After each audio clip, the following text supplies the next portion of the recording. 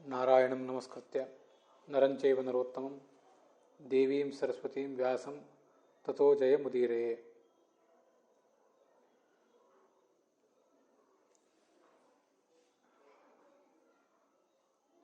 ಶ್ರೀ ಗುರುಭ್ಯೋ ನಮಃ. ಭಾಗವತದ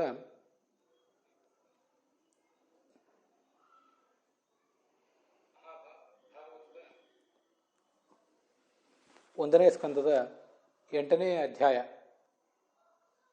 ಅದರಲ್ಲಿ 17ನೇ ಶ್ಲೋಕ ನಾವು ಇವತ್ತು ನೋಡಬೇಕಾದದ್ದು. ಪಾಂಡವರಿಗೆ ಬಂದ ಆಪತ್ತನ್ನು ಕೃಷ್ಣ ಗಮನಿಸಿದ. ಅಶ್ವತ್ಥಾಮ ಪ್ರಯೋಗಿಸಿದಂಥ ಅಸ್ತ್ರ ಈ ಪಾಂಡವರ ಮಗನಾದಂಥ ಅಭಿಮನ್ಯು, ಅವನ ಪತ್ನಿ ಉತ್ತರೆ, ಅವಳ ಗರ್ಭದಲ್ಲಿದ್ದಂಥ ಶಿಶುವನ್ನು ಅದು ನಾಶ ಮಾಡಲಿಕ್ಕೆ ಉದ್ಯುಕ್ತ ಆಗಿತ್ತು. ವ್ಯಸನಂ ವೀಕ್ಷಿತತ್ತೇಷಾಂ ಅನನ್ಯ ವಿಷಯಾತ್ಮನಾಂ ಸುದರ್ಶನೇನ ಸ್ವಾಸ್ತ್ರೇಣ ಸ್ವಾನಾಂ ರಕ್ಷಾಂ ವ್ಯಧಾದ್ವಿಭು. ಪಾಂಡವರಿಗೆ ಹೀಗೊಂದೇನು ಆಪತ್ತು ಬಂದಿತ್ತು, ಅದನ್ನು ಕೃಷ್ಣ ನೋಡಿ ಸುದರ್ಶನ ಚಕ್ರವನ್ನು ಪ್ರಯೋಗಿಸಿ ಅದರ ಮೂಲಕ ತನ್ನವರಾದಂಥ ಪಾಂಡವರ ರಕ್ಷಣೆಯನ್ನು ಮಾಡಿದ.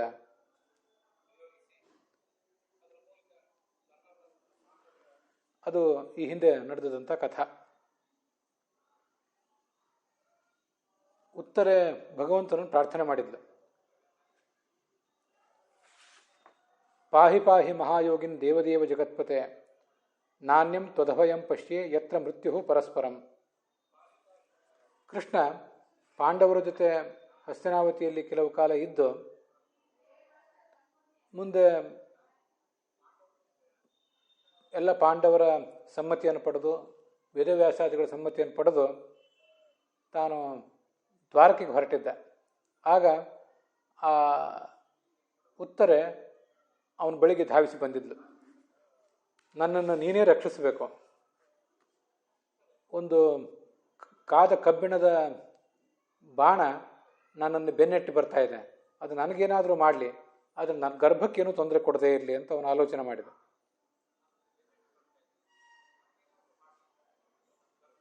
ಆಗ ಅವನು ಆ ಪಾಂಡವರನ್ನು ರಕ್ಷಿಸಿದ, ಹಾಗೆ ಆ ಗರ್ಭವನ್ನು ಕೂಡ ರಕ್ಷಿಸಿದ ಅಂತ ಇವತ್ತಿನ ಕಥೆಯಲ್ಲಿ ನಾವು ನೋಡಬೇಕಾದದ್ದು. ಅಂತಸ್ಥಃ ಸರ್ವಭೂತಾನಾಂ ಆತ್ಮ ಯೋಗೇಶ್ವರೋ ಹರಿಃ ಸ್ವಮಾಯಯ ವೃಣೋದ್ಗರ್ಭಂ ವೈರಾಟ್ಯಾಹ ಕುರುತಂತವೇ ಅಂತ. ಸರ್ವಭೂತಾನಾಂ ಅಂತಸ್ಥಃ, ಎಲ್ಲ ಪ್ರಾಣಿಗಳ ಒಳಗೆ ಇರುವಂಥವನಿವನು. ಆತ್ಮ, ಎಲ್ಲರಿಗೂ ನಿಯಾಮಕನೂ ಹೌದು. ಯೋಗೇಶ್ವರ, ಎಲ್ಲ ಜೀವ ಮತ್ತು ಪರಮಾತ್ಮ ಇವರ ನಡುವಿನ ಸಂಬಂಧವನ್ನು ತಿಳಿದಂಥವನು. ಯೋಗ ಅಂದರೆ ಜ್ಞಾನೋಪಾಯ, ಅದನ್ನು ಕೂಡ ತಿಳಿದವನು. ಯೋಗ ಅಂದರೆ ಆತನ ಮಹಿಮೆ, ಆ ಮಹಿಮೆಯ ಮೂಲಕ ಎಲ್ಲರನ್ನೂ ಕೂಡ ಮೀರಿ ನಿಂತವನು. ಅಂಥ ಈ ಭಗವಂತ ಸ್ವಮಾಯೆಯ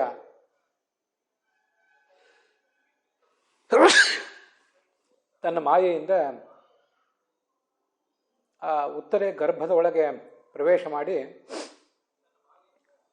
ಆ ಗರ್ಭವನ್ನು ರಕ್ಷಿಸಿದ. ಇದು ಯಾತಕ್ಕೆ ಅಂದರೆ ಕುರುತಂತವೇ, ಆ ಕುರುವಂಶದ ಸಂತಾನ ಮುಂದುವರಿಬೇಕಾಗಿತ್ತು. ಅದಕ್ಕಾಗಿ ಹೀಗೆ ಮಾಡಿದ.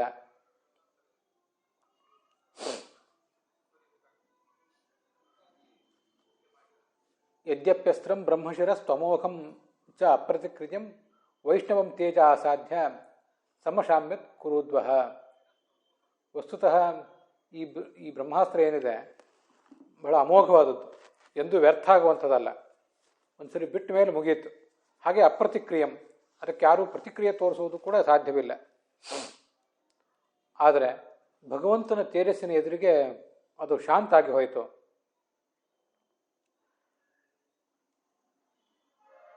ಅವನು ಗರ್ಭದೊಳಗೆ ಪ್ರವೇಶ ಮಾಡಿ ಅವಳನ್ನು ರಕ್ಷಿಸ್ಲಿಕ್ಕೆ ನಿಂತಿದ್ದ. ಆದ್ದರಿಂದ ಅದು ಶಾಂತ ಆಗಿ ಹೋಯಿತು.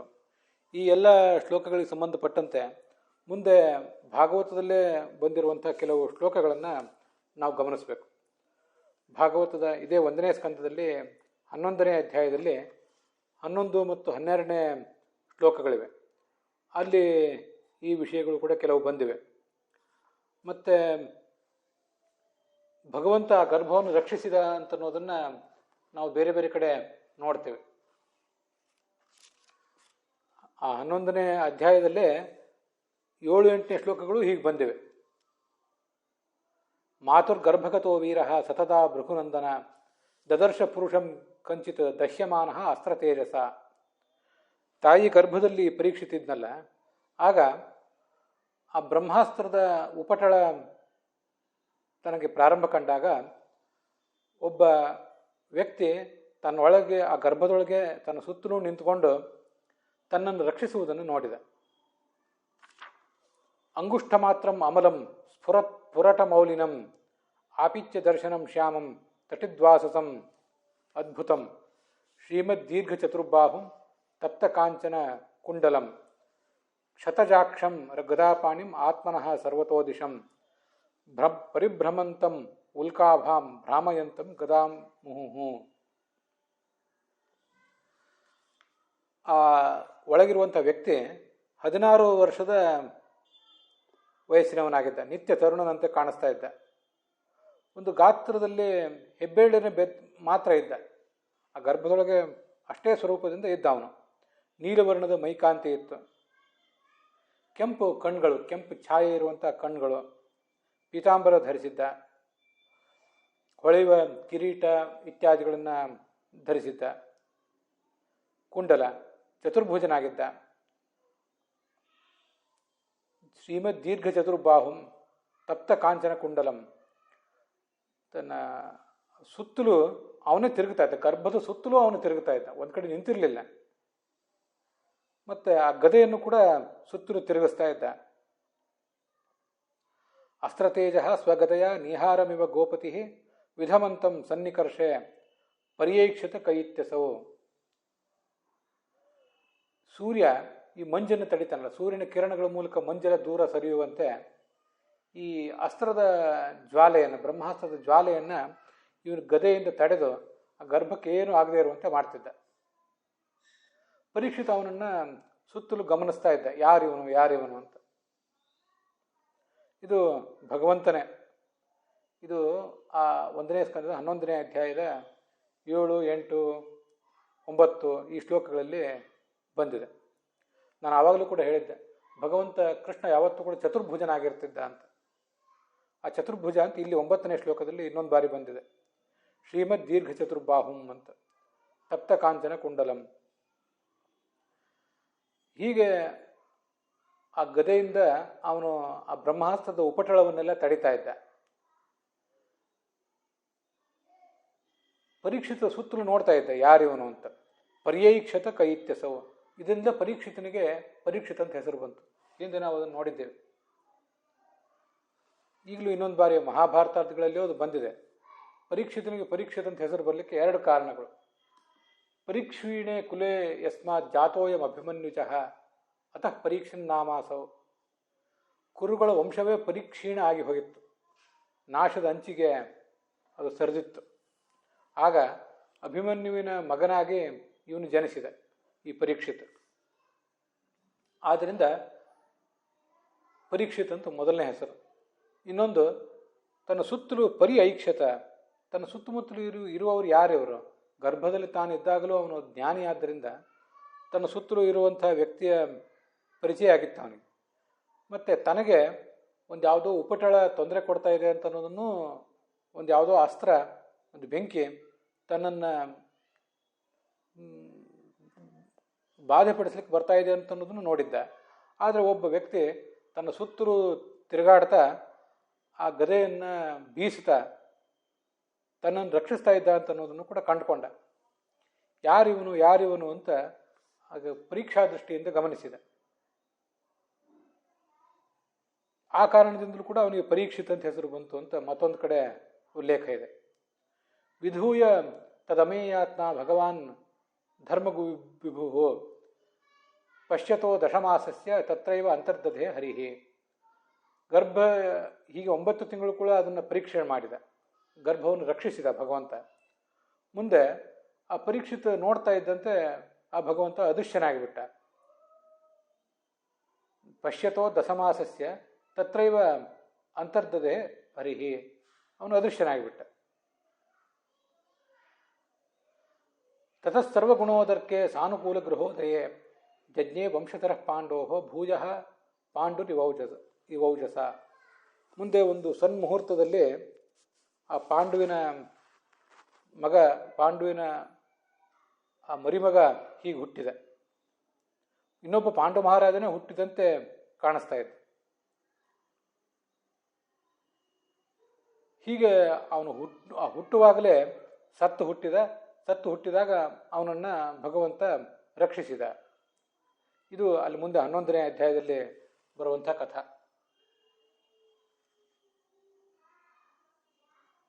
ಉತ್ತರಾಯ ಹತೋಗರ್ಭ ಈಶೇನ ಉಜ್ಜೀವಿತ ಪುನಃ ಅಂತ ಅಲ್ಲೇ ಆ 11ನೇ ಅಧ್ಯಾಯದಲ್ಲೇ 1ನೇ ಶ್ಲೋಕದಲ್ಲಿ ಬಂದಿದೆ.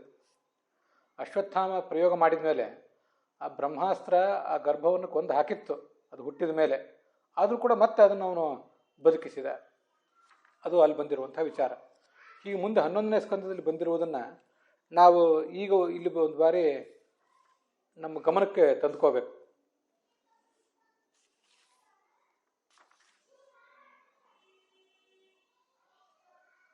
ಯದ್ಯಪ್ಯಸ್ತ್ರಂ ಬ್ರಹ್ಮಶಿರ ಸ್ತಮೋಘಂ ಚ ಅಪ್ರತಿಕ್ರಿಯಂ ವೈಷ್ಣವಂ ತೇಜ ಆಸಾಧ್ಯ ಸಮಶಾಮ್ಯದ್ ಭೃಗುದ್ವಹ. ಈ ಎಲ್ಲ ಶ್ಲೋಕಗಳಿಗೆ ಅರ್ಥ ಬರೆಯುವಾಗ ಭಾಗವತ ತಾತ್ಪರ್ಯದಲ್ಲಿ, ಭಾಗವತ ವ್ಯಾಖ್ಯಾನ ಬರೆಯುವಾಗ ವಿಜಯಧ್ವಜರು ಕೂಡ ಅದನ್ನು ಕೆಲವು ಸಂಗತಿಗಳನ್ನು ಅಲ್ಲಿ ಸೇರಿಸಿದ್ದಾರೆ. ಮುಂದೆ 19ನೇ ಶ್ಲೋಕದಲ್ಲಿ ಬರೋದಿದೆ. ಮಾ ಸಂಸ್ಥಾಹ ಹೇತದಾಶ್ಚರ್ಯಂ ಸರ್ವಾಶ್ಚರ್ಯಮಯೇ ಅಚ್ಯುತೆ ಯೈದಂ ಮಾಯಾ ದೇವ್ಯ ಸೃಜತ್ಯವತಿ ಹಂತ್ಯಜಃ. ಈ ಭಗವಂತ ಇದನ್ನೇನು ರಕ್ಷಿಸಿದಲ್ಲ ಈ ಉತ್ತರೆಯ ಗರ್ಭವನ್ನು, ಇದೇನು ಆಶ್ಚರ್ಯ ಏನಲ್ಲ, ದೊಡ್ಡ ಆಶ್ಚರ್ಯ ಏನಲ್ಲ, ಬಹಳ ದೊಡ್ಡ ಅದ್ಭುತ ಪವಾಡವೇ ನಡೀತು ಅಂತ ನಾವು ಯಾರು ಕೂಡ ಭಾವಿಸಬೇಕಾಗಿಲ್ಲ. ಕಥೆ ಹೇಳುವಂಥ ಪುರಾಣಿಕರು ಶೌನಕ ಋಷಿಗಳಿಗೆ ಇದನ್ನು ಹೇಳಿದರು. ಯಾಕೆಂದರೆ ಸರ್ವಾಶ್ಚರ್ಯಮಯ ಅಚ್ಯುತೆ, ಭಗವಂತನೇ ಸ್ವಯಂ ಸರ್ವಾಶ್ಚರ್ಯಮಯ, ಆಶ್ಚರ್ಯ ಸ್ವರೂಪ. ಅವನು ನಿತ್ಯ ಇಂಥ ಅನೇಕ ಆಶ್ಚರ್ಯಕರವಾದಂಥ ಕೃತ್ಯಗಳನ್ನು ಅವನು ಮಾಡ್ತಾನೇ ಇರ್ತಾನೆ. ಅವನೇ ಭಗವಂತ ಅನ್ನಮಯ, ಪ್ರಾಣಮಯ, ಮನೋಮಯ, ವಿಜ್ಞಾನಮಯ, ಆನಂದಮಯ ಅಂತ ಹೆಸರಿನಿಂದ ತಾನೇ ವಾಚ್ಯನಾಗಿದ್ದಾನೆ. ನಮ್ಮೆಲ್ಲರ ಅನ್ನಮಯ ಕೋಶ, ಪ್ರಾಣಮಯ ಕೋಶ, ಮನೋಮಯ ಕೋಶ, ವಿಜ್ಞಾನಮಯ ಕೋಶ ಮತ್ತು ಆನಂದಮಯ ಕೋಶಗಳಲ್ಲಿ ಅದೇ ಹೆಸರಿನಿಂದ ಇದ್ದಾನೆ. ಹೀಗೆ ಅವನು ಸರ್ವಾಶ್ಚರ್ಯಮಯನೂ ಹೌದು, ನಮ್ಮ ದೇಹದೊಳಗೆ ಅವನಿದ್ದಾನೆ. ಹೀಗೆ ಇದ್ದು ನಮ್ಮೆಲ್ಲರನ್ನೂ ರಕ್ಷಿಸ್ತಾ ಇದ್ದಾನೆ ಅಂತ ನಾವೇನು ಪ್ರತ್ಯೇಕವಾಗಿ ಹೇಳಬೇಕಾಗಿದೆ? ಅವನೇನೋ ಹೊರಗೆ ಬರಬೇಕಾಗಿಲ್ಲ, ಹೊರಗಿಂದ ಎಲ್ಲಿಂದನೂ ಹೋದವನು ಇಲ್ಲಿ ಬರಬೇಕಾಗಿಲ್ಲ. ಈ 5 ಕೋಶಗಳಲ್ಲಿ ಯಾವತ್ತೂ ಕೂಡ ಅವನು ಇದ್ದೇ ಇರ್ತಾನೆ. ದೇಹವನ್ನು ಹುಟ್ಟಿಸ್ತಾನೆ, ಹುಟ್ಟಿದ ಮೇಲೆ ಅದನ್ನು ಬೆಳೆಸ್ತಾನೆ, ಮುಂದೆ ಎಲ್ಲ ಥರದ ಬೆಳವಣಿಗೆಗಳು ಕೂಡ ಅವನಿಂದಲೇ ಆಗೋದು. ಆದ್ದರಿಂದ ಅವನು ಸರ್ವಾಶ್ಚರ್ಯಮಯ, ಆಶ್ಚರ್ಯ ಸ್ವರೂಪ, ಅವನು ಆಶ್ಚರ್ಯ ಜನಕ. ಎಲ್ಲ ಆಶ್ಚರ್ಯಕರವಾದ ಸಂಗತಿಗಳನ್ನು ಅವನೇ ಹುಟ್ಟಿಸುವಂಥವನು ಈ ಜಗತ್ತಿನಲ್ಲಿ. ಅದರಿಂದ ಅವನನ್ನು ಆಶ್ಚರ್ಯ ಜನಕ ಅಂತ ಕೂಡ ಹೇಳ್ತಾರೆ. ಈ ಶ್ಲೋಕಗಳನ್ನೆಲ್ಲ ಅನುವಾದಿಸುವಾಗ ಸ್ವಲ್ಪ ಆಲೋಚನೆ ಮಾಡಿ ಅನುವಾದಿಸಿರ್ತಾರೆ ಅನುವಾದ ಮಾಡುವವರು. ಇದೇ ನಾವೀಗ 18ನೇ ಶ್ಲೋಕವನ್ನು ಏನು ನೋಡ್ತೇವಲ್ಲ, ಪುರಾಣಿಕಾಚಾರ್ಯರ ಅಯೋಧನ ಪುರಾಣಿಕಾಚಾರ್ಯರ ಪುಸ್ತಕದಲ್ಲಿ 17ನೇ ಶ್ಲೋಕದಲ್ಲಿ ಆ ಉತ್ತರೆಯ ಗರ್ಭವನ್ನು ಬ್ರಹ್ಮಾಸ್ತ್ರ ಏನೂ ಬಾಧಿಸದಂತೆ ಅದನ್ನು ಆವರಣೋತ್ ಗರ್ಭವನ್ನು ಆವರಿಸಿ ನಿಂತ ಅಂತ ಬಂದಿದೆ. ಮುಂದೆ ಆ 18ನೇ ಶ್ಲೋಕವನ್ನು ಅನುವಾದಿಸುವಾಗ ಕೆಲವು ಅಂಶಗಳನ್ನು ಸೇರಿಸಿದ್ದಾರೆ ಪುರಾಣಿಕಾಚಾರ್ಯರು. ಯದ್ಯಪ್ಯಸ್ತ್ರಂ ಬ್ರಹ್ಮಶಿರ, ಆ ಬ್ರಹ್ಮಶಿರಸ್ಸು ಅನ್ನುವ ಅಸ್ತ್ರ ಅಮೋಘವಾದದ್ದು, ಅದು ಹುಸಿ ಹೋಗುವಂಥದ್ದಲ್ಲ, ಅದಕ್ಕೆ ಯಾರೂ ಪ್ರತಿಕ್ರಿಯೆ ಮಾಡುವುದೂ ಸಾಧ್ಯ ಇಲ್ಲ. ಆದರೆ ವೈಷ್ಣವ ತೇಜಸ್ಸಿನ ಎದುರಿಗೆ ಅದು ಶಾಂತ ಆಗಿ ಹೋಯಿತು, ಇಷ್ಟೇ ಇದೆ. ಆ ಶ್ಲೋಕದಲ್ಲಿರುವುದು ಅಷ್ಟೇ. ಆದರೆ ಅದನ್ನು ಪುರಾಣಿಕಾಚಾರ್ಯರು ವಿವರಿಸುವಾಗ ಸುದರ್ಶನ ಚಕ್ರದಿಂದ ತತ್ಕಾಲದಲ್ಲಿ ನಿಷ್ಕ್ರಿಯ ಆಗಿತ್ತು, ಆದರೆ ಪ್ರಸವ ಕಾಲದಲ್ಲಿ ಪುನಃ ಪೀಡಿಸಿತು. ಪರೀಕ್ಷಿತು ಜನಸ್ಥಾನೇ ಮೃತ ಆಗಿ ಜನಿಸಿಬಿಟ್ಟ, ಕೃಷ್ಣ ಅವನನ್ನು ಬದುಕಿಸಿದ ಅಂತ ಅನುವಾದ ಮಾಡಿದ್ದಾರೆ. ಯಾಕೆ ಆ ಥರ ಅನುವಾದ ಮಾಡಿದ್ದಾರೆ ಅಂದರೆ, ಅದು ಮುಂದೆ 1ನೇ ಸ್ಕಂದದ 11ನೇ ಅಧ್ಯಾಯದಲ್ಲಿ ಈಗಾಗಲೇ ನಾವು ನೋಡಿದಂಥ ಕೆಲವು ಶ್ಲೋಕಗಳಲ್ಲಿ ಅದು ವಿವರಣೆಗೆ ಬಂದಿದೆ. 11, 12, 7, 8, 9 ಇತ್ಯಾದಿ ಶ್ಲೋಕಗಳಲ್ಲಿ ಅದು ಬಂದಿದೆ. ಆದ್ದರಿಂದ ಆ ಥರ ಅದನ್ನು ಅನುವಾದಿಸಿದ್ದಾರೆ. ಇದು ಭಗವಂತನಿಗೇನು ಕೂಡ ಆಶ್ಚರ್ಯ ಅಲ್ಲ ಅಂತ ಅದರ ತಾತ್ಪರ್ಯ. ಇಲ್ಲೆಲ್ಲ ಈ ವಿಷಯಗಳಿಗೆ ನಾವು ಅರ್ಥ ಹೇಳುವಾಗ ಬೇರೆ ಬೇರೆ ಎಲ್ಲ ಥರದ ಟಿಪ್ಪಣಿಗಳನ್ನು ಏನು ಕೂಡ ನೋಡಬೇಕಾದ ಅಗತ್ಯ ಇಲ್ಲ. ವಿಜಯಧ್ವಜರು, ಯಾದವಾರ್ಯರು ಅವರಷ್ಟು ಜನ ಏನು ಹೇಳಿದ್ದಾರೆ ಅಂತ ನೋಡಿದರೆ ಸಾಕು. ಉಳಿದವರು ಇದಕ್ಕೆ ಹೆಚ್ಚಿನ ಅರ್ಥಗಳನ್ನೇನೂ ಬರೆದಿಲ್ಲ. ಯಾದವಾರ್ಯರೊಬ್ಬರು 19ನೇ ಶ್ಲೋಕದಲ್ಲಿ ಅತ್ರ ಉತ್ಪತ್ತ್ಯನಂತರಮಪಿ ಬ್ರಹ್ಮಾಸ್ತ್ರೇಣ ಹತಂ ಅಶ್ವಮೇಧಾರ್ಥಂ ಪುನರಾಗತ್ಯ ರರಕ್ಷ ಇತ್ಯಪಿ ಗ್ರಾಹ್ಯಂ ಅಂತ ಬರೆದಿದ್ದಾರೆ. ಈ ಗರ್ಭದಲ್ಲಿದ್ದಾಗಲೂ ಅವನನ್ನು ಭಗವಂತ ರಕ್ಷಿಸಿದ್ದ. ಅವನು ಹುಟ್ಟಿದ ಮೇಲೆ ಕೂಡ ಬ್ರಹ್ಮಾಸ್ತ್ರದ ಪರಿಣಾಮವಾಗಿ ಆತ ಸತ್ನಲ್ಲ, ಸತ್ತ ಮೇಲೆ ಆ ಅಶ್ವಮೇಧ ಯಾಗಕ್ಕಾಗಿ ಭಗವಂತ ಆಗತಾನೆ ಬಂದವನು ಅವನನ್ನು ರಕ್ಷಿಸಿದ ಅಂತ ಆ ಕಥೆಯನ್ನು ನಾವು ತಿಳಿದುಕೊಳ್ಬೇಕು. ಇತ್ಯಪಿ ಗ್ರಾಹ್ಯಂ. ಈ 1ನೇ ಸ್ಕಂದದ ಈ 8ನೇ ಅಧ್ಯಾಯದಲ್ಲಿ ಅದು ಬರಲಿಲ್ಲ, ಆದರೆ ಮುಂದೆ ಮತ್ತೆ ಅದು ಬಂದಿರುವುದರಿಂದ ಮುಂದೆ ಬಂದ ಕಥೆಯನ್ನು ಈಗ ನಾವು ತಿಳ್ಕೊಳ್ಬೇಕು ಅಂತ ಅದರ ತಾತ್ಪರ್ಯ ಆಗ್ತದೆ. ಅದರ ಘಟನಾವಳಿಗಳನ್ನು ಮಹಾಭಾರತ ಮತ್ತು ಮಹಾಭಾರತ ತಾತ್ಪರ್ಯ ನಿರ್ಣಯಕ್ಕೆ ಅನುಸಾರವಾಗಿ ಈ ಮುಂದಿನಂತೆ ನಾನು ಹೇಳುವನಿದ್ದೇನೆ. ಅದನ್ನೆಲ್ಲ ಪೂರ್ಣವಾಗಿ ಅವಲೋಕಿಸಿದಾಗ ಮಾತ್ರ ನಮಗದು ಗೊತ್ತಾಗ್ತದೆ. ಈಗ ಭಾಗವತದಲ್ಲಿ ಏನು ಕಥಾ ಬಂತು ಅಂತ ಅಷ್ಟನ್ನು ನಾವು ಗಮನಿಸಿದರೆ ಸಾಕು.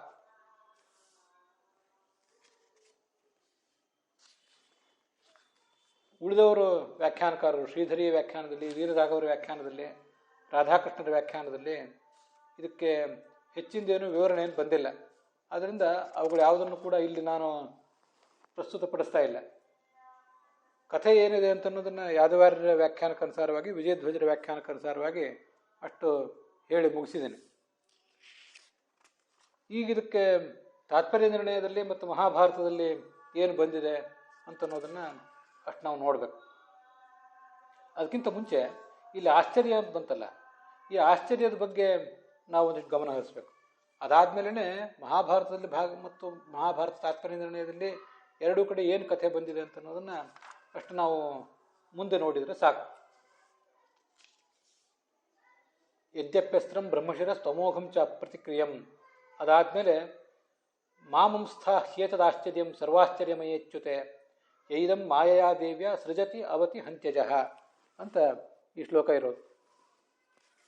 ಭಗವಂತ ಈ ಜಗತ್ತನ್ನು ರಕ್ಷಿಸ್ತಾ ಇದ್ದಾನೆ. ಹೇಗೆ ರಕ್ಷಿಸ್ತಾ ಇದ್ದಾನೆ? ಹುಟ್ಟಿಸ್ತಾನೆ, ಅದನ್ನು ರಕ್ಷಿಸ್ತಾನೆ ಮತ್ತು ಅದನ್ನು ನಾಶ ಮಾಡ್ತಾನೆ. ಇದಂ ಮಾಯಾ ದೇವ್ಯ, ತನ್ನ ದೇವಿಯಾದ, ತನ್ನ ಪತ್ನಿಯಾದಂಥ ಈ ಲಕ್ಷ್ಮೀದೇವಿ, ಅದಕ್ಕೆ ಅವಳನ್ನು ದೇವ್ಯ ಅಂತ ಹೇಳಿದ್ದಾರೆ. ಅವಳ ಜೊತೆಗೂಡಿ ಈ ಜಗತ್ತನ್ನು ಸೃಷ್ಟಿಸ್ತಾನೆ ಮತ್ತು ರಕ್ಷಿಸ್ತಾನೆ, ಹಾಗೆ ನಾಶ ಮಾಡ್ತಾನೆ. ಅದನ್ನು ಮಾಡುವಂಥ ಭಗವಂತನಲ್ಲಿ ಇದೇನೋ ಒಂದು ಪ್ರತ್ಯೇಕವಾಗಿ ನಾವು ತಿಳ್ಕೊಳ್ಬೇಕಾದದ್ದಿಲ್ಲ. ಇದೊಂದು ದೊಡ್ಡ ಆಶ್ಚರ್ಯ ಅಂತ ನಾವೇನು ಭಾವಿಸಬೇಕಾಗಿಲ್ಲ. ಹೀಗೆ ಸೃಷ್ಟಿ, ಪಾಲನೆ, ನಾಶ ಇದೆಲ್ಲವೂ ಕೂಡ ಆತ ಜೊತೆಗೇ ಮಾಡುವಂಥದ್ದು. ಧನ್ಯಾಶ್ಚರ್ಯೋ ಹಮೇವೈಕೋ ಮಿತ್ರಮ್ಮೆ ದಕ್ಷಿಣಾಂ ರಮಾ ಅಂತ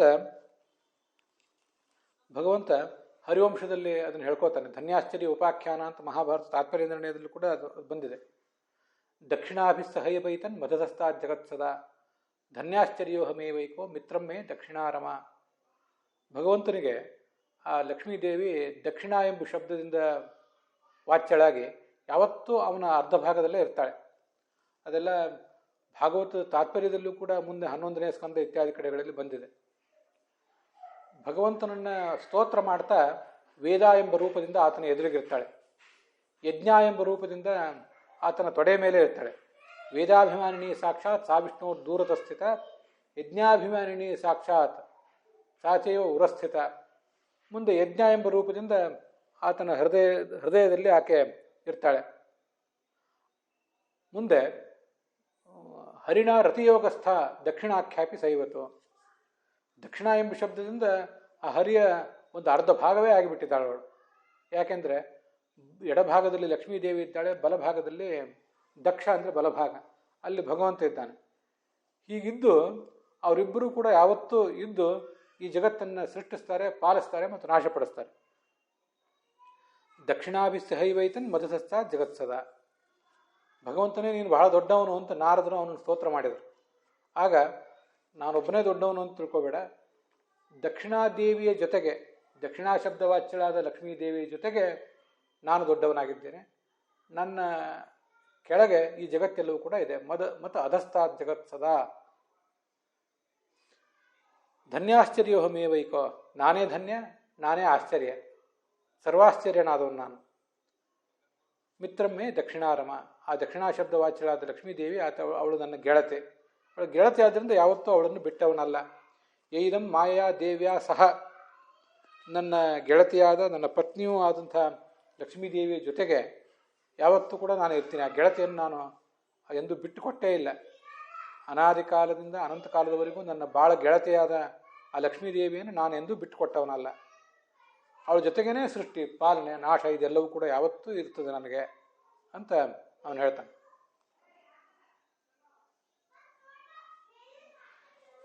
ಇಲ್ಲಿ ಸರ್ವಾಶ್ಚರ್ಯ ಅಂತ ಬಂತಲ್ಲ, ಯಾಕೆ ಆಶ್ಚರ್ಯ? ಭಗವಂತನು ಸರ್ವಾಶ್ಚರ್ಯ, ಅವನೇ ಧನ್ಯ, ಅವನೇ ಆಶ್ಚರ್ಯ. ಇದನ್ನು ಈ ಉತ್ತರೆ ಗರ್ಭವನ್ನು ರಕ್ಷಿಸಿರುವುದು ಬಹಳ ದೊಡ್ಡ ಆಶ್ಚರ್ಯ ಏನೂ ಅಲ್ಲ ಅಂತ ಬಂತಲ್ಲ. ನಾವು ನಮ್ಮ ಪಾಲಿಗೆ ಅದು ಆಶ್ಚರ್ಯವೇ. ಆದರೂ ಭಗವಂತನ ಅನಂತ ಮಹಿಮೆಗಳನ್ನು ಗಮನಿಸಿದರೆ ಅದೇನೂ ಆಶ್ಚರ್ಯ ಅಲ್ಲ. ಪಾಂಡವರು ಅವರನ್ನು ರಕ್ಷಿಸಿದ, ಪಾಂಡವರ ಮಕ್ಕಳನ್ನು ಭಗವಂತ ರಕ್ಷಿಸ್ತಾ ಇದ್ದ, ಪಾಂಡವರ ಮರಿಮಗನಾದಂಥ ಪರೀಕ್ಷಿತನನ್ನು ರಕ್ಷಿಸಿದ. ಇದನ್ನೆಲ್ಲ ಒಂದು ಸರಿ ಗಮನಿಸಬೇಕು. ಅಂಥ ಘೋರವಾದ ಯುದ್ಧ ಆದ್ರೂ ಈ ಪಾಂಡವರನ್ನು ಸದೆ ಬಡಿಬೇಕು ಅಂತ ಕೌರವರು ಅವರ ಸೇನಾಪತಿಗಳೆಲ್ಲ ಅಷ್ಟೆಲ್ಲ ಪ್ರಯತ್ನ ಪಟ್ಟರು ಕೂಡ ಯಾವ ಪಾಂಡವರನ್ನು ಏನೂ ಮಾಡಲಿಕ್ಕಾಗಲಿಲ್ಲ ಯಾರಿಗೂ ಕೂಡ. ಕರ್ಣ ಮೊದಲಾದವರಲ್ಲಿದ್ದಂಥ ಎಲ್ಲ ದಿವ್ಯಾಸ್ತ್ರಗಳಿಂದಲೂ ಪಾಂಡವರನ್ನು ರಕ್ಷಿಸಿದವನು ಈ ಭಗವಂತ. ಆದರೆ ಪಾಂಡವರ ಮಕ್ಕಳನ್ನು ರಕ್ಷಿಸಬೇಕು ಅಂತ ಅವನು ಸಂಕಲ್ಪ ಇಟ್ಕೊಂಡಿರಲಿಲ್ಲ. ಆದ್ದರಿಂದ ಅವರೆಲ್ಲ ಯಾವ್ಯಾವ ಕಾಲದಲ್ಲಿ ಹೊರಟೋಗ್ಬೇಕಾಗಿತ್ತೋ ಅವ್ರು ಹೊರಟೋದ್ರು. ಅಭಿಮನ್ಯು, ಅದು ನನಗೆ ಬಹಳ ಆಶ್ಚರ್ಯಕರವಾಗಿ ಕಾಣೋದು. ಅದು ಯಾವತ್ತೂ ಕೂಡ ನೀವು ಇದನ್ನೇನು ಆಶ್ಚರ್ಯ ಅಂತ ಭಾವಿಸಬೇಡ್ರಿ ಅಂತ ಹೇಳ್ತಾರೆ. ಆದರೆ ಅಭಿಮನ್ಯುವಿನ ರಕ್ಷಿಸಲಿಲ್ಲ, ಅಭಿಮನ್ಯುವಿನ ಮಗನಾದ ಪರೀಕ್ಷಿತನನ್ನು ರಕ್ಷಿಸಿದ್ನಲ್ಲ, ಅದು ದೊಡ್ಡ ಆಶ್ಚರ್ಯವಾಗಿ ಕಾಣಿಸೋದು ನನಗೆ. ಯಾಕೆಂದರೆ ಯಾರು ಇನ್ನೂ ಸತ್ತೇ ಇಲ್ಲವೋ, ಸತ್ತೇ ಇಲ್ಲದೆ ಇದ್ದವರನ್ನು ರಕ್ಷಿಸುವುದು ಸುಲಭ, ಸತ್ತು ಹೋದವರನ್ನು ಮತ್ತೆ ಬದುಕಿಸುವುದು ಮತ್ತೂ ಕಷ್ಟ. ಅಭಿಮನ್ಯು ರಣಾಂಗಣದಲ್ಲಿ ಏಕಾಂಗಿಯಾಗಿ ಪದ್ಮವ್ಯೂಹವನ್ನು, ಅದನ್ನೇ ಚಕ್ರವ್ಯೂಹ ಅಂತ ನಾವೆಲ್ಲ ಪ್ರಸಿದ್ಧವಾಗಿ ಕೇಳೋದು, ಆ ಚಕ್ರವ್ಯೂಹವನ್ನು ಅಥವಾ ಪದ್ಮವ್ಯೂಹವನ್ನು ಅವನು ಪ್ರವೇಶ ಮಾಡಿದ್ನಲ್ಲ, ಅವನಿಗೆ ಒಳಗೆ ಹೋಗ್ಲಿಕ್ಕೆ ಗೊತ್ತಿತ್ತು, ಆದರೆ ಹೊರಗೆ ಬರಲಿಕ್ಕೆ ಗೊತ್ತಿರಲಿಲ್ಲ. ಅವನ ತಂದೆ ಅರ್ಜುನ ಅದನ್ನು ಅವನಿಗೆ ಹೇಳಿಕೊಟ್ಟಿರಲಿಲ್ಲ. ಆದರೆ ಅರ್ಜುನ ಆವತ್ತಿನ ದಿವಸ ಯಾರೋ ಸಂಶಪ್ತಕರು ಅನ್ನುವಂಥವ್ರನ್ನ ಬೇರೆಯವ್ರನ್ನ ಎದುರಿಸಲಿಕ್ಕೆ ಎಲ್ಲೋ ಹೊರಟೋಗಿದ್ದ. ಈ ಅಭಿಮನ್ಯು ಅದನ್ನು ಪದ್ಮವ್ಯೂಹದ ಒಳಗೆ ಪ್ರವೇಶ ಮಾಡಿದ. ಅಲ್ಲಿ ಏಕಾಂಗಿಯಾಗಿ ಹೋರಾಟ ಮಾಡಿ ತಾನು ಮರಣಿಸಿದ. ಭಗವಂತನಿಗೆ ಆ ಅಭಿಮನ್ಯುವನ್ನು ರಕ್ಷಿಸಬೇಕು ಅಂತ ಅಪೇಕ್ಷೆ ಇದ್ದರೆ ಅವನಲ್ಲಿ ಒಳಗೆ ಹೋಗದೇ ಇರುವಂತೆ ಮಾಡ್ತಿದ್ದ. ತಮ್ಮ ಜೊತೆಗೆ ಅವನನ್ನು ಯುದ್ಧಕ್ಕೆ ಕರ್ಕೊಂಡು ಹೋಗ್ತಿದ್ದ.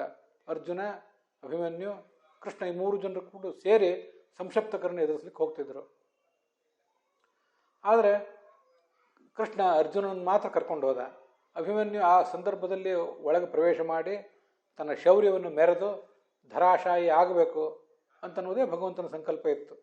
ಯಾರ್ಯಾರು ಯಾವ್ಯಾವ ಕಾಲಕ್ಕೆ ಸಾಯಬೇಕೋ ಆಯಾ ಕಾಲಕ್ಕೆ ಅವ್ರು ಸಾಯಬೇಕು, ಇಷ್ಟೇ ಹೊರತು ಆ ಅಭಿಮನ್ಯುವನ್ನು ಆ ಸಂದರ್ಭದಲ್ಲಿ ಕೊಲ್ಲಿಸುವುದರಿಂದ ಅವನಿಗೇನು ಬೇರೆ ಪ್ರಯೋಜನ ಏನಿಲ್ಲ. ಇದನ್ನು ಯಾಕೆ ಹೇಳ್ತಿದ್ದೀನಿ ಅಂದರೆ, ಅಭಿಮನ್ಯುವನ್ನು ಹೀಗೆ ಬೆಳೀಲಿಕ್ಕೆ ಬಿಟ್ಟರೆ ಈ ನನ್ನ ಸೋದರಳಿಯ ನನ್ನೂ ಮೀರಿಸಿದ ಮಹಾಪರಾಕ್ರಮಿ ಆಗಿಬಿಡ್ತಾನೆ ಅಂತ ಕೃಷ್ಣನಿಗೆ ಭಯ ಇತ್ತು, ಆತಂಕ ಇತ್ತು.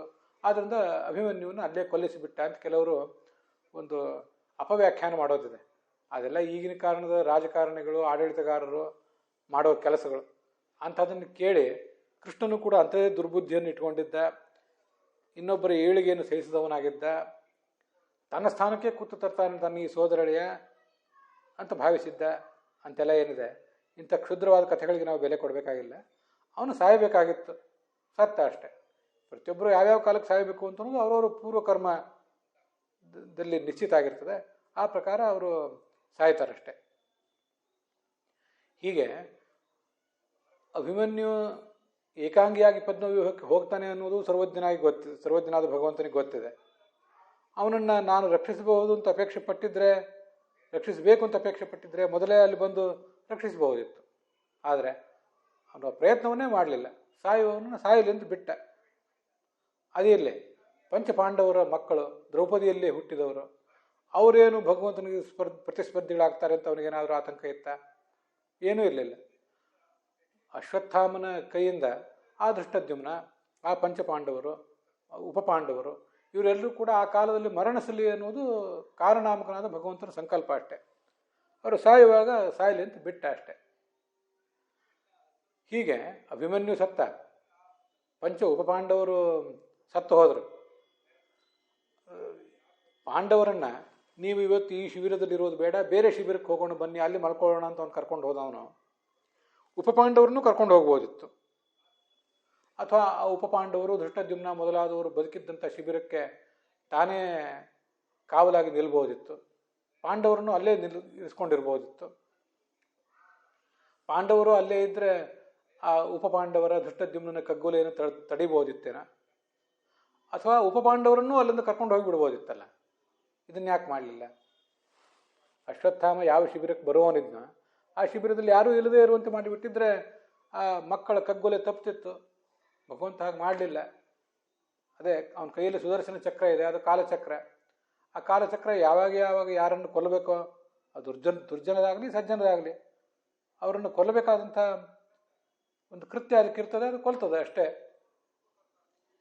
ಹೀಗೆ ಅಭಿಮನ್ಯುವನ್ನು ಸಾಯಲಿಕ್ಕೆ ಹೊರಟ ಅಭಿಮನ್ಯುವನ್ನು ಕಡೆಗಣಿಸಿದ, ಪಂಚಪಾಂಡವರನ್ನು ಉಪಪಾಂಡವರನ್ನು ಕಡೆಗಣಿಸಿದ. ಸತ್ತೇ ಹೋಗಿದ್ದಂಥ ಉತ್ತರೆಯ ಮಗ ಪರೀಕ್ಷಿತನನ್ನು ಬದುಕಿಸಿದ. ಅವನು ಮುಂದೆ 65 ವರ್ಷ ಬದುಕಬೇಕು ಅಂತ ಅವನ ಆಲೋಚನೆ ಇತ್ತು. ನಾನು ಅದಕ್ಕೆ ಹೇಳಿದ್ದು, ಸಾಯಲಿಕ್ಕೆ ಹೊರಟವರನ್ನು, ಇನ್ನೂ ಸತ್ತಿಲ್ಲ, ಸಾಯಲಿಕ್ಕೆ ಹೊರಟಿದ್ದಾರೆ ಅಂಥವ್ರನ್ನ ಏನಾದರೂ ಮಾಡಿ ಬದುಕಿಸ್ಕೋಬೋದು. ಸ್ವಯಂ ಸರ್ವಶಕ್ತನೇ ಆದ ಭಗವಂತ ಅದನ್ನು ಅನಾಯಾಸವಾಗಿ ರಕ್ಷಿಸಬಹುದಿತ್ತು. ಆದರೆ ಅದನ್ನು ಮಾಡಲಿಲ್ಲ ಅವನು. ಸತ್ತೇ ಹೋಗಿದ್ದವ್ರನ್ನ ಬದುಕಿಸೋದು ನಮಗೆ ಯಾರಿಗೂ ಸಾಧ್ಯ ಇಲ್ಲ, ವೈದ್ಯರಿಗೂ ಸಾಧ್ಯ ಇಲ್ಲ. ಆದರೆ ಭಗವಂತ ಮಾತ್ರ ಸತ್ತೇ ಹೋಗಿದ್ದ ಆ ಅಭಿಮನ್ಯುವಿನ ಮಗನಾದ ಪರೀಕ್ಷಿತನನ್ನು ಬದುಕಿಸಿದ. ಇದು ಯಾರನ್ನು ಯಾವ ಕಾಲದಲ್ಲಿ ಎಷ್ಟು ಹೊತ್ತು ಈ ಜಗತ್ತನ್ನು ಬದುಕಲಿಕ್ಕೆ ಬಿಡಬೇಕು, ಯಾರನ್ನು ಯಾವ ಕಾಲದಲ್ಲಿ ಇಲ್ಲಿಂದ ಕರ್ಕೊಂಡು ಹೋಗಬೇಕು ಅಂತ ಅನ್ನೋದನ್ನೆಲ್ಲ ಆತ ಮೊದಲೇ ಸಂಕಲ್ಪ ಮಾಡಿರ್ತಾನೆ. ಆ ಸಂಕಲ್ಪಕ್ಕನುಸಾರವಾಗಿ ಕರ್ಕೊಂಡು ಹೋದ. ತಾನು ಆ ಗರ್ಭದಲ್ಲಿ 9 ತಿಂಗಳು ಕೂಡ ನಿಂತು ಆ ಗರ್ಭವನ್ನು ರಕ್ಷಿಸಿದ. ಅದಕ್ಕೇನು ಆಗದೇ ಇರುವಂತೆ ನೋಡಿಕೊಂಡ. ಮುಂದೆ ಬ್ರಹ್ಮಾಸ್ತ್ರ ಒಂದು ಬಾರಿ ಅದು ಸಫಲ ಆಗಲಿ, ಅದು ತನ್ನ ಕೆಲಸವನ್ನು ಮಾಡಲಿ, ಆ ಬ್ರಹ್ಮಾಸ್ತ್ರಕ್ಕಿರುವಂಥ ಕೀರ್ತಿಯೂ ಏನು ಮಣ್ಣು ಪಾಲಾಗೋದು ಬೇಡ ಅಂತ ಆಲೋಚನೆ ಮಾಡಿ ಅದು ತನ್ನ ಕೆಲಸ ಮಾಡುವಂತೆ ಮಾಡಿ ಆ ಪರೀಕ್ಷಿತ್ ಸಾಯುವಂತೆ ಮಾಡಿದ. ಬ್ರಹ್ಮಾಸ್ತ್ರ ಸಫಲವೂ ಆಯಿತು. ಆದರೆ ತನ್ನ ಸಂಕಲ್ಪ ಇತ್ತು, ಆ ಪರೀಕ್ಷಿತ್ ಮುಂದೆ ಬದುಕಬೇಕು, ಪಾಂಡವರ ಸಂತಾನ ಮತ್ತೆ 1000 ವರ್ಷ ಈ ಭೂಮಿಯನ್ನು ಆಳಬೇಕು ಅಂತ ಅವ್ರ ಸಂಕಲ್ಪ ಇತ್ತು. ಅದಕ್ಕೆ ಮತ್ತೆ ಪರೀಕ್ಷಿತನನ್ನು ಬದುಕಿಸಿದ. ಹೀಗೆ ಇದು ಕೃಷ್ಣನ ಜೀವನದಲ್ಲಿ ಪರಮಾಶ್ಚರ್ಯ. ನಾವು ನೋಡಿ ತಿಳಿಬೇಕಾದದ್ದೇನು? ಪಂಚಪಾಂಡವರು ಉಪಪಾಂಡವರನ್ನು ಕಳ್ಕೊಂಡು ಗೋಳಾಡಿದರು. ಅರ್ಜುನ ಅಭಿಮನ್ಯುವನ್ನು ಕಳ್ಕೊಂಡು ಗೋಳಾಡಿದ. ಭೀಮ ಘಟೋತ್ಕಜನನ್ನು ಕಳ್ಕೊಂಡಿದ್ದ. ಇದೆಲ್ಲದಕ್ಕಿಂತ ದೊಡ್ಡ ಆಶ್ಚರ್ಯ ಅಂದರೆ ಆ ಕೃಷ್ಣನ 10 ಲಕ್ಷ ಜನ ಮಕ್ಕಳು, ತಾಸ್ವತ್ತತೆಯನ್ನು ಜನಿತಾಹ ದಶಲಕ್ಷ ಪುತ್ರಾಹ, ಗೋಪಸ್ತ್ರೀಯರಲ್ಲಿ ಜನಿಸಿದ 10 ಲಕ್ಷ ಜನ ಮಕ್ಕಳು. ನಾರಾಯಣಾಹ್ವಯುತ ಬಲಿನಶ್ಚ ಗೋಪಾಹ, ನಾರಾಯಣ ಸೈನ್ಯ ಅಂತಲೇ ಅವ್ರಿಗೆ ಹೆಸರು. ನಾರಾಯಣ ಬೆಟಾಲಿಯನ್ ಅಂತ ಅನ್ಬೋದು ಈಗಿನ ಕಾಲಕ್ಕೆ. ಅದನ್ನು ಕೌರವರ ಪರವಾಗಿ ಹೋರಾಡ್ಲಿಕ್ಕೆ ಕಳಿಸಿಕೊಟ್ಬಿಟ್ಟಿದ್ದಲ್ಲ. ತಾನು ಪಾಂಡವರ ಪರವಾಗಿದ್ದ, ತನ್ನ ಸೈನ್ಯ ಮತ್ತು ಕೃತವರ್ಮ ಇವರಿಬ್ಬರನ್ನು ಕೂಡ ಕೌರವರ ಪರವಾಗಿ ಹೋರಾಟ ಮಾಡಲಿಕ್ಕೆ ಕಳಿಸಿಕೊಟ್ಟಿದ್ದ. ಆ 10 ಲಕ್ಷ ಜನವೂ ಕೂಡ ಈ 18 ದಿನಗಳ ಯುದ್ಧದಲ್ಲಿ ಸತ್ತೇ ಹೋಗಿದ್ರು. ಅದನ್ನು ಅವನು ಎಲ್ಲವನ್ನೂ ಕೂಡ ಕಾಣ್ತಾನೇ ಇದ್ದ. ಒಬ್ಬ ಮಗನನ್ನು ಕಳ್ಕೊಂಡು ಅರ್ಜುನ ಗೋಳಾಡಿದ ಅಭಿಮನ್ಯುವನ್ನು ಕಳ್ಕೊಂಡು. ಉಪಪಾಂಡವರನ್ನು ಕಳ್ಕೊಂಡು ಪಂಚಪಾಂಡವರು ಮತ್ತು ದ್ರೌಪದಿ ಎಲ್ಲರೂ ಕೂಡ ಸಂಕಟಪಟ್ಟರು. ಭೀಮ ಮೊದಲಾದವರು ಯಾರು ಎಷ್ಟು ಸಂಕಟಪಟ್ಟರು ಅದೆಲ್ಲ ವಿಷಯ ಬೇರೆ, ಅಂತೂ ಸಂಕಟಪಟ್ಟರು. 10 ಲಕ್ಷ ಜನ ಮಕ್ಕಳನ್ನು ಸ್ವಯಂ ಭಗವಂತ ತನಗೆ ಹುಟ್ಟಿದವ್ರನ್ನ ಕಳ್ಕೊಂಡಲ್ಲ. ಅವನು ಯಾವತ್ತಾದರೂ ಹತ್ತನ? ಅವನಿಗೆ ಈ ಅರ್ಜುನ ಭೀಮ ಮೊದಲಾದವರು, ಧರ್ಮರಾಜ ಮೊದಲಾದವರು ಯಾವತ್ತಾದರೂ ಸಮಾಧಾನ ಹೇಳುವ ಪ್ರಸಂಗ ಬಂದಿತ್ತ? ಆ 10 ಲಕ್ಷ ಜನ ಮಕ್ಕಳನ್ನು ತನಗೆ ಹೆತ್ತು ಕೊಟ್ಟ ಆ ತಾಯಂದಿರಿಗೆ, ಆ ಗೋಪಸ್ತ್ರೀಯರಿಗೆ ಅವನು ಎಂದಾದರೂ ಸಮಾಧಾನ ಹೇಳುವಂಥ ಪ್ರಸಂಗವನ್ನು ಎದುರಿಸಿದ್ನ? ಅದ್ರ ಬಗ್ಗೆ ಏನು ಮಹಾಭಾರತ ಆಗಲಿ ಹರಿವಂಶ ಭಾಗವತ ಆಗಲಿ ಎಲ್ಲೂ ಏನನ್ನೂ ವಿವರಣೆ ಹೇಳೋದಿಲ್ಲ. ಅಂತೂ ಜಗತ್ತು ಹೀಗಿರ್ತದೆ. ತನ್ನ ಮಕ್ಕಳೇ ಆಗಲಿ, ತನಗೆ ಸಂಬಂಧಪಟ್ಟವರೇ ಆಗಲಿ, ಅವರೆಲ್ಲರೂ ಕೂಡ ಒಂದಲ್ಲ ಒಂದು ಕಾಲದಲ್ಲಿ ಹೋಗಬೇಕು. ಯಾರು ತನಗೆ ವಿರೋಧಿಗಳಾಗ್ತಾರೆ, ತನ್ನ 10 ಲಕ್ಷ ಜನ ಮಕ್ಕಳು ತನಗೆ ವಿರೋಧಿ ಆಗ್ತಾರೆ ಅಂತ ಭಯ ಇಲ್ಲ ಅವನಿಗೆ. ಅಭಿಮನ್ಯು ತನಗೆ ವಿರೋಧಿ ಆಗ್ತಾನೆ ಅಂತ ಭಯ ಇಲ್ಲ. ಉಪಪಾಂಡವರು ತನಗೆ ವಿರೋಧಿ ಆಗ್ತಾರೆ ಅಂತ ಭಯ ಇಲ್ಲ. ಯಾರೂ ಈ ಭಗವಂತನನ್ನು ಏನು ಕೂದಲು ಕೊಂಕಿಸುವುದು ಸಾಧ್ಯ ಇಲ್ಲ. ಆದರೂ ಯಾರನ್ನು ಯಾವ ಕಾಲಕ್ಕೆ ಉಳಿಯಗೊಡಬೇಕು, ಯಾರನ್ನು ಯಾವ ಕಾಲಕ್ಕೆ ಅಳಿವಿನ ಅಂಚಿಗೆ ತೊಗೊಂಡು ಹೋಗಬೇಕು ಅನ್ನೋದನ್ನು ಅವನು ತೀರ್ಮಾನ ಮಾಡ್ತಾನೆ. ಅದು ಸರ್ವಾಶ್ಚರ್ಯಮಯನಾದಂತಹ ಭಗವಂತನಿಗೆ ಗೊತ್ತಿರ್ತದೆ. ಅವನ ಜೊತೆಗಿರುವಂತಹ ದೇವಿ ಮಾಯಾ, ಅವಳಿಗೂ ಕೂಡ ಅದು ಗೊತ್ತಿರ್ತದೆ. ಮಾಯಾ ದೇವಿ ಅಂತ ಹೇಳಿದ್ದಾರೆ, ತುಂಬ ಸುಂದರವಾದ ಶಬ್ದ ಅದು. ಯಾಕೆಂದರೆ ಭಗವಂತ ಈಗ ಕೃಷ್ಣ ವಾಸುದೇವನಾಗಿ ಜನಿಸಿದ್ದಾನೆ, ಅವತರಿಸಿದ್ದಾನೆ. ಮೂಲದಲ್ಲಿ ಅವನೇ ಆ ವಾಸುದೇವ, ಸಂಕರ್ಷಣ, ಪ್ರದ್ಯುಮ್ನ, ಅನಿರುದ್ಧ ಅಂತ 4 ರೂಪಗಳಿಂದಿದ್ದಾನೆ, ರೂಪ ಚತುಷ್ಟಯ. ಅದರಲ್ಲಿ ವಾಸುದೇವ ಎಂಬ ರೂಪಕ್ಕೆ ಆ ಮಾಯಾ ಎಂಬ ರೂಪದ ಲಕ್ಷ್ಮೀದೇವಿ ಪತ್ನಿ ಇರ್ತಾಳೆ. ಪ್ರದ್ಯುಮ್ನಿಗೆ ಕೃತಿ, ಸಂಕರ್ಷಣನಿಗೆ ಜಯ, ಅನಿರುದ್ಧನಿಗೆ ಶಾಂತಿ ಎಂಬ ರೂಪದಿಂದ ಇರ್ತಾಳೆ. ಹೀಗೆ ಮೂಲ ರೂಪದಲ್ಲಿಯೂ ಮಾಯಾ ಅವನಿಗೆ ಪತ್ನಿಯಾಗಿದ್ದಾಳೆ. ಇಲ್ಲಿ ಈ ಕೃಷ್ಣ ವಾಸುದೇವ ಎಂಬ ರೂಪದಲ್ಲಿಯೂ ಕೂಡ ರುಕ್ಮಿಣಿ ಸತ್ಯಭಾಮ ಎಂಬ ರೂಪದಿಂದಿದ್ದಾಳೆ. ಆದರೆ ಈ ಭಗವಂತ ಮಾಯಾದೇವಿಯ ಜೊತೆಗೆ, ಅವಳಿಗೂ ವಾಸುದೇವನ ಪತ್ನಿಗೂ ಮಾಯಾ ಅಂತ ಹೆಸರು. ಒಟ್ಟಾರೆ ಭಗವಂತನ ಎಲ್ಲ ಪತ್ನಿಯರ ರೂಪಕ್ಕೂ ಕೂಡ ಮಾಯಾ ಅಂತ ಹೆಸರಿದ್ದೇ ಇದೆ. ಅವಳು ಭಗವಂತನ ನಂತರ ಪ್ರಧಾನಳಾದ್ದರಿಂದ ಅವರಿಗೆ ಮಾಯಾ ಅಂತ ಹೆಸರಿದೆ, ಪ್ರಧಾನ ಅಂತ ಹೆಸರಿದೆ. ಯಾಕೆ ಪ್ರಧಾನ ಅಂತ ಹೆಸರು ನಮಗೆ ಗೊತ್ತಿದೆ. ಕಾರ್ಯತಸ್ಸ ಪ್ರಧಾನತ್ವ ಪ್ರಧಾನಮಿತಿ ಕೀರ್ತ್ಯತೆ ಅಂತ ಭಾಗವತ ತಾತ್ಪರ್ಯ. ಭಾಗವತ ತಾತ್ಪರ್ಯದಲ್ಲಿ ಹೀಗೆ ಬಂದಿದೆ. ಪ್ರಕೃತಿಯಿಂದಲೇ ಈ ಜಗತ್ತೆಲ್ಲವೂ ಹುಟ್ಟುವುದು. ಆ ಕಾರ್ಯವಾದ ಜಗತ್ತಿಗಿಂತ ಕಾರಣವಾದಂತಹ ಕಾರಣವಾದಂಥ ಪ್ರಕೃತಿ ದೊಡ್ಡದು. ಆದ್ದರಿಂದ ಆ ಪ್ರಕೃತಿಯ ಅಭಿಮಾನಿನಿಯಾದಂಥ ಲಕ್ಷ್ಮೀದೇವಿಯನ್ನು ಪ್ರಧಾನ ಅಂತ ಹೇಳ್ತಾರೆ. ಮಾಯಾ ಅಂದರೂ ಪ್ರಧಾನ ಅಂತಲೇ ಅರ್ಥ. ವಯಂ ಪ್ರಧಾನ ಮುದ್ದಿಷ್ಟಂ ಅಂತ ಭಾಗವತ ತಾತ್ಪರ್ಯದಲ್ಲಿ ಭಗವಂತನನ್ನು ಕುರಿತು ಬಂದಿದೆ. ಮೊದಲು ಭಗವಂತ ಮಯ, ಅವನು ಪ್ರಧಾನ, ಆದ್ದರಿಂದ ಅವನು ಮಯ. ಅವನ ನಂತರ ಇರುವ ಪ್ರಧಾನತೆ ಮಾಯಾ, ಮಯನ ಹೆಂಡತಿಯಾದ ಮಾಯಾ ಅವಳಿಗೆ. ಹೀಗೆ ಭಗವಂತ ಆನಂದಮಯ, ಅನ್ನಮಯ, ಪ್ರಾಣಮಯ, ಮನೋಮಯ, ವಿಜ್ಞಾನಮಯ ಹೀಗೆಲ್ಲ ಹೇಳಿದರೆ ಅವನು ಪ್ರಧಾನ ಅಂತ ಅರ್ಥ. ಅವನು ಸರ್ವಾಶ್ಚರ್ಯಮಯ ಅಂದರೆ ಅವನೇ ಸರ್ವಾಶ್ಚರ್ಯ ಮತ್ತು ಅವನೇ ಮಯ, ಪ್ರಧಾನ ಅಂತ ಅರ್ಥ. ಅನೇಕ ಅರ್ಥಗಳಿವೆ ಮಯ ಅಂತ ಅನ್ನೋದಕ್ಕೆ. ಮಯ ಅಂತ ಅನ್ನೋದಕ್ಕೆ ಈ ಪ್ರಧಾನ ಅನ್ನೋ ಅರ್ಥವನ್ನು ಈಗ ಒಂದು ಬಾರಿ ಇಟ್ಕೊಂಡಿದ್ದೇವೆ ನಾವು. ಸರ್ವಾಶ್ಚರ್ಯ ಮ ಯ ಹೀಗೊಂದು ಅರ್ಥವನ್ನು ಕೂಡ ನಾವು ಈ ಹಿಂದೆ ಬ್ರಹ್ಮಸೂತ್ರ ಭಾಷ್ಯದಲ್ಲಿ ನೋಡಿದ್ದೀವಿ. ಮಯ ಅನ್ನುವಲ್ಲಿ ಮ ಅನ್ನುವುದು ಮಾನಂ ಜ್ಞಾನಂ ಲಯಶ್ಚೈವ ನಿರ್ಮಾಣಂ ಚೇತಿ ಕಥ್ಯತೆ ಉತ್ಪಾದನಂ ಚ ಸಂಖ್ಯಾನಂ ಅಂತ ಹೀಗೆ ಬೃಹದಾರಣ್ಯಕ ಭಾಷ್ಯದಲ್ಲಿ ಮ ಶಬ್ದದ ಮ ಎಂಬ ಧಾತುವಿನ ಅರ್ಥಗಳನ್ನು ಹೇಳಿದ್ದಾರೆ ಆಚಾರ್ಯರು. ಅವನು ಮಾನಂ ಜ್ಞಾನಂ ಲಯಶ್ಚೈವ, ಮಾನ ಅಂದರೆ ಜ್ಞಾನ ಅಂತ ಅರ್ಥ, ಇನ್ನೊಂದು ಮ ಅಂದರೆ ಲಯ ಅಂತ ಅರ್ಥ, ಉತ್ಪಾದನೆ ಅಂತ ಅರ್ಥ. ಜಗತ್ತನ್ನು ಹುಟ್ಟಿಸುವುದು, ಜಗತ್ತನ್ನು ನಾಶದ ಕಡೆಗೆ ತೊಗೊಂಡು ಹೋಗುವುದು ಎಲ್ಲವೂ ಕೂಡ ಮ ಅಂತ ಕರೆಸ್ಕೊಳ್ತದೆ. ಆದ್ದರಿಂದ ಭಗವಂತ ಮ ಅನಿಸ್ಕೊಂಡಿದ್ದಾನೆ. ಅವನೇ ಯ ಅಂತ ಕೂಡ ಅನಿಸ್ಕೊಂಡಿದ್ದಾನೆ, ಯಾಕೆಂದರೆ ಸರ್ವತ್ರ ವ್ಯಾಪ್ತನಾದ್ದರಿಂದ. ಹೀಗೆ ಭಗವಂತ ಸರ್ವಾಶ್ಚರ್ಯ, ಅವನು ಮ, ಯಾಕೆಂದರೆ ಜಗತ್ತನ್ನು ಹುಟ್ಟಿಸುವುದರಿಂದ, ಜಗತ್ತನ್ನು ನಾಶಪಡಿಸುವುದರಿಂದಲೂ ಆತ ಮ, ಸರ್ವತ್ರ ವ್ಯಾಪ್ತನಾದ್ದರಿಂದ ಆತ ಯ. ಹೀಗವನು ಸರ್ವತ್ರ ವ್ಯಾಪ್ತ. ಗರ್ಭದೊಳಗೂ ಆ ವಿರಾಟನ ಆ ಪರೀಕ್ಷಿತನ ಸುತ್ತಲೂ ಅವನೇ ಇದ್ದ. ನಮ್ಮನ್ನು ಕೂಡ ಎಲ್ಲ ಹಂತದಲ್ಲೂ ಕೂಡ ಅವನೇ ರಕ್ಷಿಸ್ತಾ ಇದ್ದಾನೆ. ಆದ್ದರಿಂದ ಅವನು ಯ. ಹೀಗೆ ಸರ್ವಾಶ್ಚರ್ಯಮಯ ಅಂತ ಅವನನ್ನು ನಾವು ತಿಳ್ಕೋಬಹುದು. ಹೀಗೆ ಮಾಯೆಯ ಮೂಲಕ ಮಾಯಾದೇವಿಯ ಜೊತೆಗೆ ಅವನು ಜಗತ್ತನ್ನು ಸೃಷ್ಟಿಸ್ತಾನೆ, ಪಾಲಿಸ್ತಾನೆ ಮತ್ತು ನಾಶಪಡಿಸ್ತಾನೆ. ಅಂತಹ ಭಗವಂತನ ವಿಷಯದಲ್ಲಿ ಇದೇನು ಆಶ್ಚರ್ಯ. ಆದರೆ ನಮಗೆ ಅದೆಲ್ಲವೂ ಕೂಡ ಆ ಭಗವಂತ ಸರ್ವಶಬ್ದ ವಾಚ್ಯನಾಗಿದ್ದಾನೆ, ಆಶ್ಚರ್ಯನೂ ಆಗಿದ್ದಾನೆ. ಆಶ್ಚರ್ಯವತ್ ಪಶ್ಯತಿ ಕಶ್ಚಿದೇನಂ ಆಶ್ಚರ್ಯವದ್ ವದತಿ ತಥೈವ ಚಾನ್ಯಃ ಆಶ್ಚರ್ಯವಚ್ಚೈನ ಮನ್ಯಶೃಣೋತಿ ಶ್ರುತ್ವಾಪ್ಯೇನಂ ವೇದ ನಚೈವ ಕಶ್ಚಿತ್ ಅಂತ ಭಗವದ್ಗೀತಾದ 2ನೇ ಅಧ್ಯಾಯ ಹೇಳ್ತದೆ. ಅದರ ಸ್ಮರಣದೊಂದಿಗೆ ಇವತ್ತಿನ ಈ ಭಾಗವನ್ನು ಮುಕ್ತಾಯ ಮಾಡೋಣ. ಆಶ್ಚರ್ಯವತ್ ಪಶ್ಯತಿ ಕಶ್ಚಿದೇನಂ, ಯಾರೋ ಕೆಲವು ಜ್ಞಾನಿಗಳು ಆ ಭಗವಂತನ ನೋಡಿದರೆ ಬಹಳ ಆಶ್ಚರ್ಯ ಅಂತ ನೋಡ್ತಾರೆ.